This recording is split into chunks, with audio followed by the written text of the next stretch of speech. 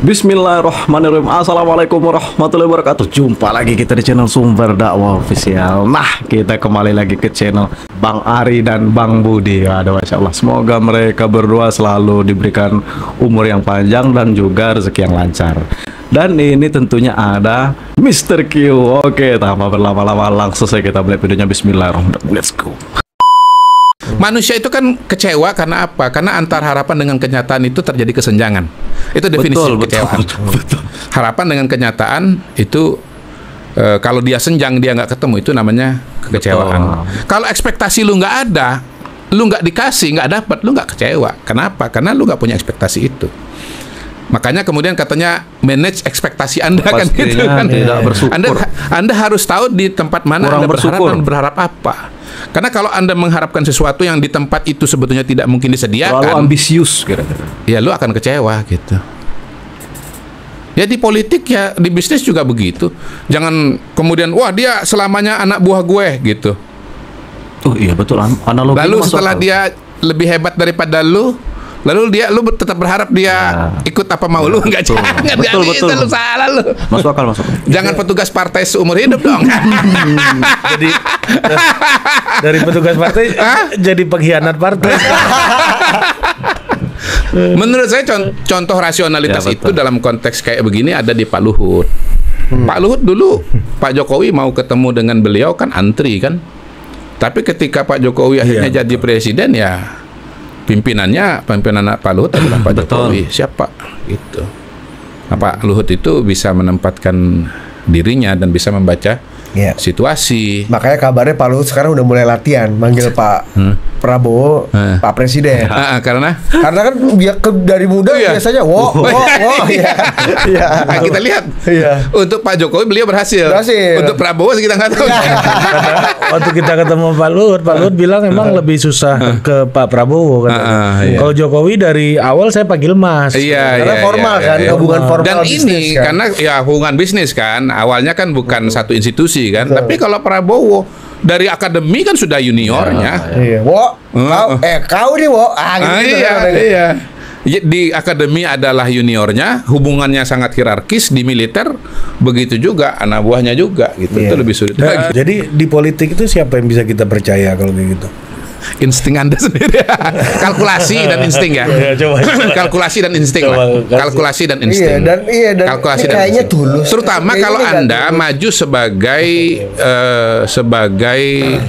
pejabat publiknya gitu. Kalau sebagai tim kan nggak beda ya, beda cerita ya sebagai timnya A, timnya B itu beda. Tapi kalau Anda jadi si A-nya, maka yang Anda harus jadikan pegangan itu adalah kalkulasi politik, kemudian insting ya, dan kalkulasi politik itu akhirnya kan bicara bagaimana titik temu lebih banyak dibandingkan dengan titik pecahnya.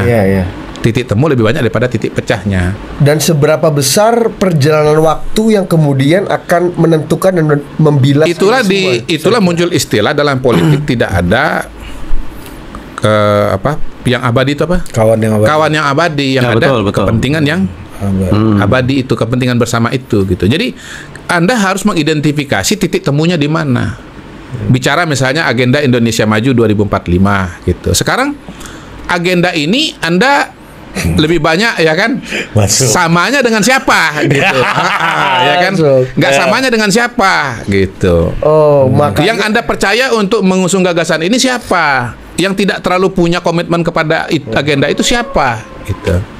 Makanya untuk masuk ke hal yang lebih konkret, kemarin kita lihat kan katanya tidak ada tim transisi, tapi akhirnya muncul juga nih tim sinkronisasi lah, apapun itu ya. Kan isinya kurang lebih monolitik di warnanya. Pak Prabowo geng di Gerindra gitu.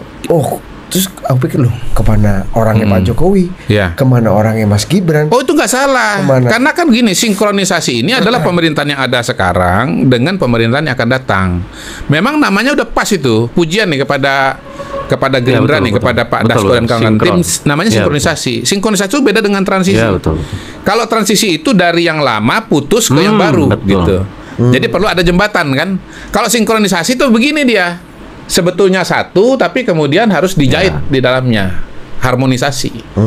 Gitu. Nah, Memang Pak Jokowi nggak perlu tim lagi. Kenapa? Timnya itu ya kabinet yang sekarang ini timnya Pak Jokowi. Ini even Pak Prabowo kan timnya Pak Jokowi. Transisi menuju pemerintahan yang akan datang. Nah, siapa yang akan membawa ini menuju sinkronisasi ke pemerintahan yang akan datang? Ini beliau menjawab ya, tuduhan orang-orang dekatnya tuduhan Pak yang Prabowo. fitnah lah, yaitu Partai Gerindra dari dipimpin oleh sakit hati. Pak Dasko. Nggak salah itu. Udah benar itu. Jadi Pak Prabowo ini ada yang paling memahami adalah orang-orang yang selama ini bersama dia. Walaupun memang menurut saya akan bagus juga kalau ada ditambahkan orang-orang dari luar yang bukan orang-orang Gerindra, tetapi kira-kira paham dengan atau sepemikiran mengenai agenda Indonesia Maju. Supaya apa? Bisa ngelihat hal-hal yang belum tentu bisa dilihat oleh tim sinkronisasi ini yang notabene itu yang monolitik tadi itu ya. Nah, itu kan monolitik itu. Itu yang pertama yang Budi singgung. Ya. Ya orang-orang yang di Gerindra gitu ya, yang jadi orangnya Pak Prabowo yang kemudian bisa dianggap sebagai garda depan dalam agenda keberlanjutan atau Indonesia Maju ini. Nah, layer 2 aja kan ketua-ketua partai. Iya kan, pasti ketua-ketua partai ini gitu. Nah, dari semua ketua partai koalisi yang sekarang yang kira-kira menurut Mr. Q nilainya paling Indonesia Maju sama paling rendah?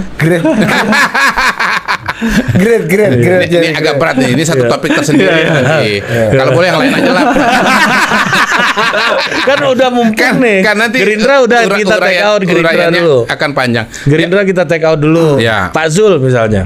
Saya cuma bilang begini, bahwa kalau bicara transisi transisi dan pemerintahan Pak Prabowo yang akan datang, itu kata kuncinya sebetulnya dari 8 partai yang sekarang lolos di parlemen. Kita pasti ngomong mau nggak mau ngomong partai yang lolos parlemen.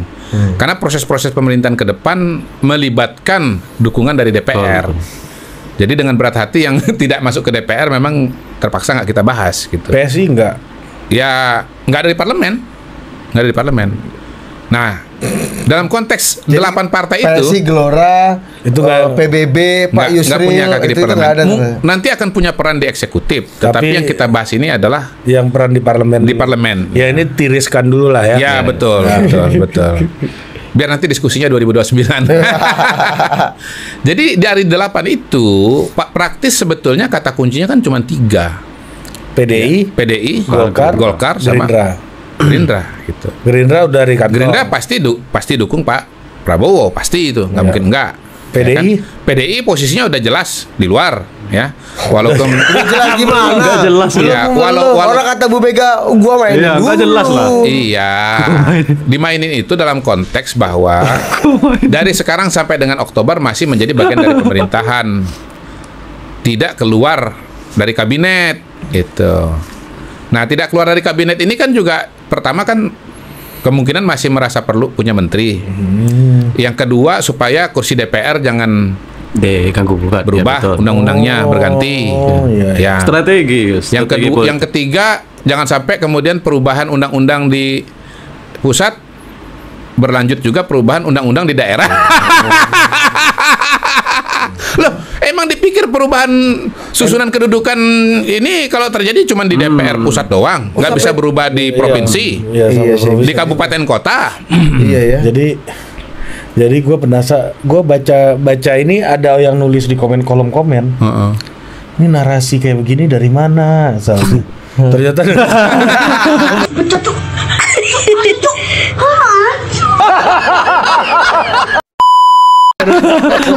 Maksudnya bisa sampai Iya dong. Ini sampai diomongin orang. Iya dong.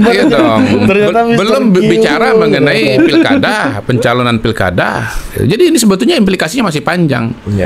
Jadi sebetulnya istilah Bu Mega gua mainin dulu itu sebetulnya ya pokoknya status quo dulu sampai dengan Oktober, tetapi setelah itu pasti akan oposisi kalau menurut saya. Berarti untuk mengamankan MD3 dan kandidasi MD3 di pusat dan MD3 di daerah kan? MD3 pusat daerah dan kandidasi di pilkada. Strategi politik kan sejauh ini masih di luar. Banyak kita sudah tahu lah. Harus diasumsikan di luar.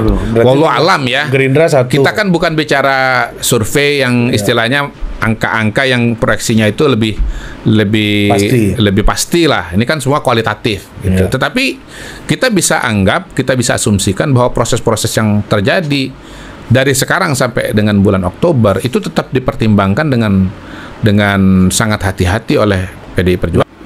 Nah guys, pokoknya Mr. Q bongkar habis-habisan strategi. Kita mainin dulu kan. Memang sebenarnya saya sudah tahu dari dulu sebenarnya. Kita ada yang ke hulu, ada yang ke hilir. Itu karena strategi politik mereka. Nah, pokoknya tulis di kolom komentar apa pendapat kalian.